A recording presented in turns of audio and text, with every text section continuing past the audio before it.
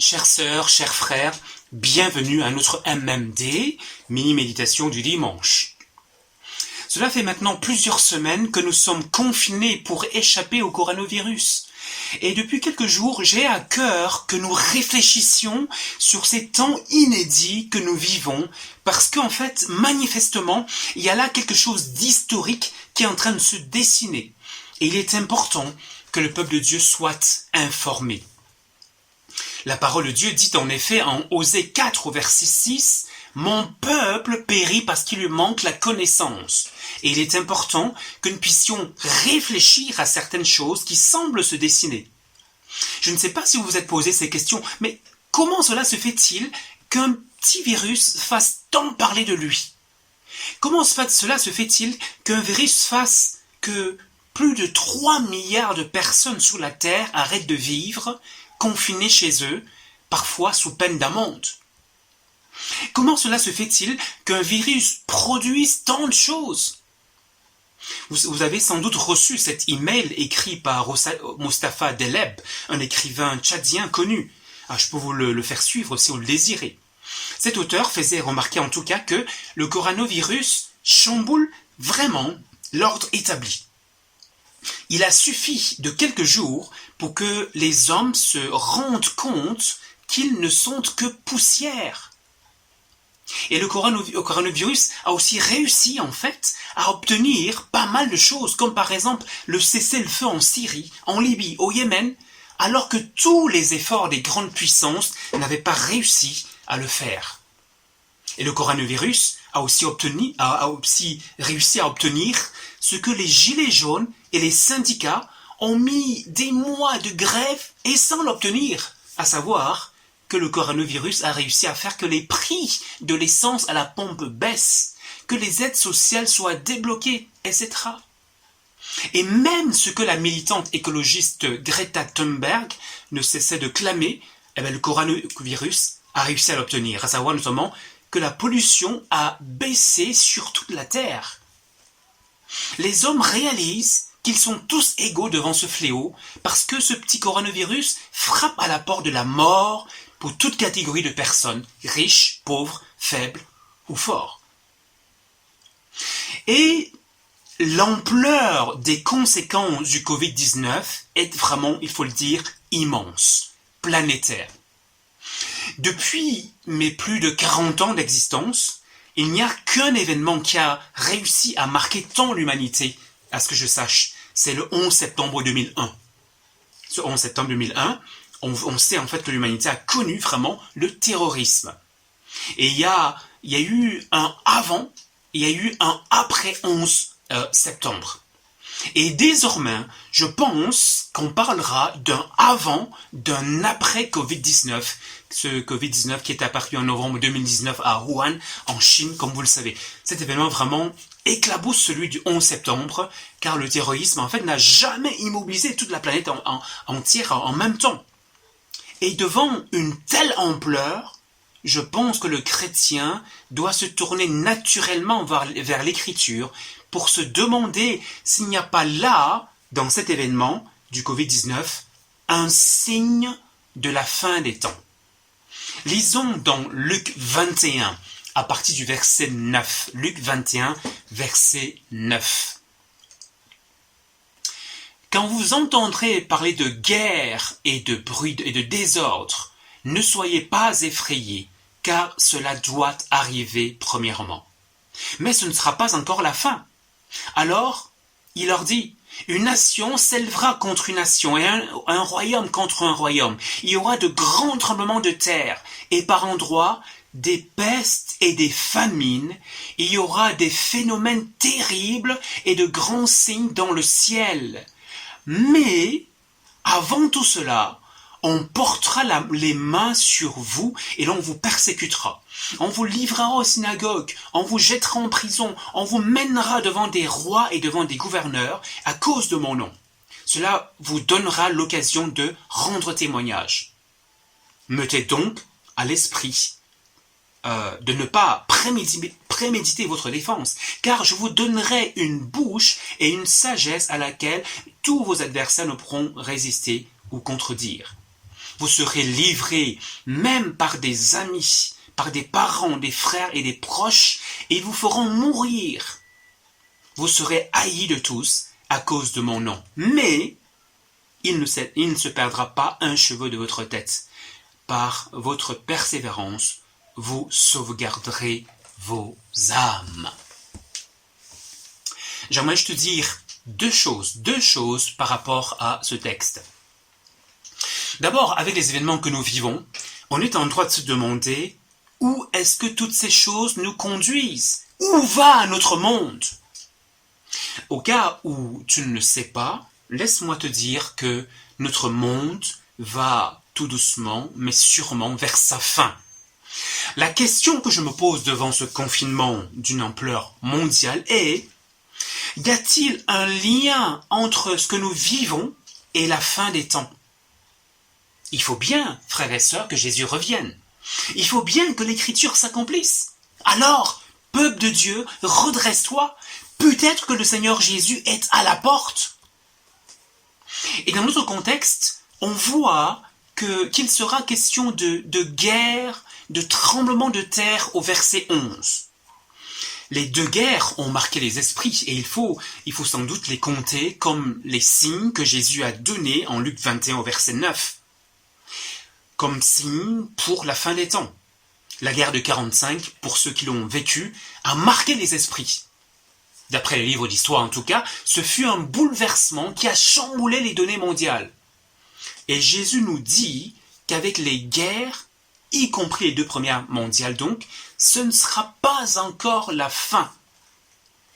Et lorsque Jésus parle de tremblements de terre, de famine, je ne pense pas qu'il parle de micro-tremblements ou de petites famines dans une maison pendant 2 jours. Manifestement, il s'agit ici d'événements d'envergure mondiale. Et dans ce verset, Jésus ne parle pas seulement des guerres et de famines d'envergure mondiale, il parle aussi de peste d'envergure mondiale. Alors, mon petit dictionnaire, le Petit Larousse illustré de 1993, dit que ce mot peste est une... que ce mot peste, en fait, est dû au bacille de Hercine qui est transmis, dans cette épidémie, en tout cas, est transmise du rat à l'homme par l'intermédiaire des puces. Et le dictionnaire dit que c'est la maladie qui a causé le plus de morts dans l'histoire de l'humanité. Alors, ça fait longtemps que la peste a été vaincue, mais, continue encore mon dictionnaire le Petit Larousse, il subsiste des foyers endémiques dans le monde. Et un peu plus loin, il dit ceci, il y a une autre forme de peste, qui est la peste pulmonaire, qui est transmise de l'homme malade à un homme sain. Et en ayant dit cela devient intéressant, parce qu'en fait, vu sous cet angle, le Covid-19 est une forme de peste. Le coronavirus n'est pas causé par une puce, mais par un virus. Et le coronavirus, en fait, lui aussi est comme... tout comme la peste pulmonaire, est transmis d'un sujet malade vers un sujet sain. Alors, qu'est-ce que je veux dire? Ce que je veux dire, c'est que, vu son ampleur mondiale, on doit se poser la question de savoir si le coronavirus n'est pas un marqueur, un signe de la fin des temps, tout comme l'étaient les 2 guerres mondiales. Résumons l'essentiel de ce qu'on a vu aujourd'hui avant de conclure. D'abord, Jésus a enseigné que la fin des temps sera marquée par des tremblements de terre, par des famines, par des pestes. Et le dénominateur commun de ces événements que Jésus souligne semble être leur envergure planétaire mondiale comme l'ont été les 2 guerres. Bien que la peste ancestrale a été vaincue, au moins en Occident en tout cas, d'après le dictionnaire Larousse illustré de 1993, le coronavirus se présente comme étant une forme de peste pulmonaire. Et l'ampleur planétaire du Covid-19 me permet de classer ce que nous vivons dans l'un des signes de la fin pointés par Jésus en Luc 21 au verset 11. Et justement, au regard de ce verset 11, je pense que malheureusement, on verrait de plus en plus de phénomènes d'envergure planétaire comme le coronavirus. Il y aura même, nous dit Jésus, des phénomènes cosmiques terribles et de grands signes dans le ciel. Et ces événements, comme Jésus nous l'a dit, ne doivent pas nous effrayer, c'est le verset 9 qui le montre. Ils ne doivent pas nous effrayer. Il ne faut pas chercher à ne pas les vivre ou chercher à être enlevé pour ne pas vivre cela. Trop tard de toute façon pour le Covid-19. Mais en fait, ce qu'il faut chercher, c'est la méditation plus profonde de sa parole et une communion toujours plus intense, plus intime avec Jésus. Et dans cette communion intime alors, il nous donnera la bonne attitude à avoir. Et la prochaine fois, j'aimerais vraiment que nous puissions nous questionner sur le sens de tout cela, sur le sens des événements du Covid-19. Quelle est l'origine et le but derrière tout cela? On essaiera en tout cas de réfléchir à cela, toujours Bible en main. Mais d'ici là, je prie vraiment que le Seigneur nous garde attachés à lui, qu'il nous trouve en train de profiter du confinement pour faire ces deux choses. D'abord, dévorer sa parole pour mieux la comprendre comme jamais auparavant.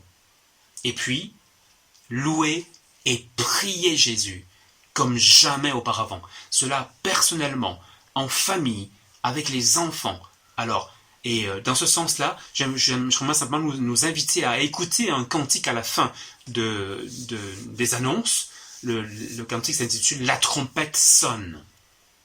Donc quelques annonces donc pour terminer. Alors vous l'avez appris comme moi que le confinement va durer jusqu'au 3 mai. Ça veut donc dire que l'église va rester fermée jusqu'au 3 mai. Pour la suite, nous verrons. Continuons de prier en tout cas vraiment les uns pour les autres. Prions vraiment que l'église continue d'être épargnée comme elle est par la grâce de Dieu jusqu'à présent. Et par rapport à ça, je signale simplement qu'un groupe WhatsApp qui s'appelle maintenant Église confinée a été créé depuis plusieurs semaines par Sarah Michike. Un grand merci Sarah, vraiment pour cette initiative très utile vraiment pour garder le contact, pour avoir des nouvelles les uns les autres dans cette situation, dans ce contexte de confinement. Le groupe WhatsApp, Église de Chapelle, et sera un groupe en fait qui est plutôt réservé aux publications, aux activités officielles, culte, prédication, louange, etc. Alors comme vous l'avez déjà lu, nous aimerons mettre en place 24 heures de jeûne et de prière du mercredi 22 au jeudi 23 avril, afin de comprendre ce que Dieu veut vraiment nous dire dans ces temps, ce qu'il y a à faire, quel projet est-ce qu'il veut qu'on mette en place, et cela de manière personnelle et aussi en tant qu'Église. Et pour terminer, comme à notre habitude, nous voulons penser aux anniversaires de la semaine. Il y en a 3 aujourd'hui, enfin 3 pour cette semaine. D'abord, joyeux anniversaire à Florent Laruelle et à Blanche Do. Tous les deux, c'est vendredi 24 avril. Et aussi à Philippe Keimelen, c'est samedi 25 avril. À tous en tout cas, je vous souhaite vraiment un joyeux anniversaire. Et je vous invite à écouter dans un instant le cantique « La trompette sonne » de Sylvain Frémont et Rolf Schneider.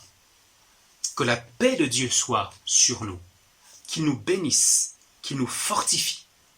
Bonne semaine et bon confinement avec Jésus. Amen.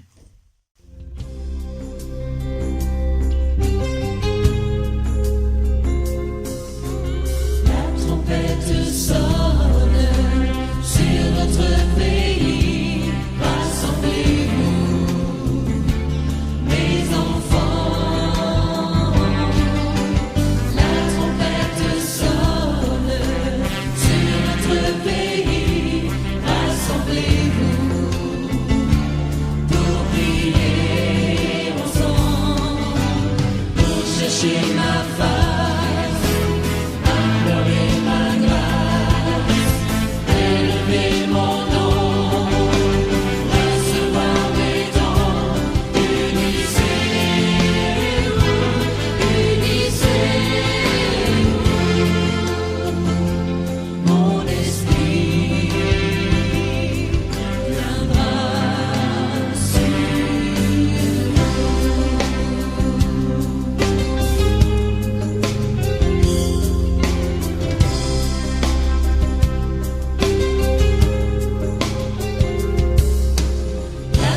fête ça.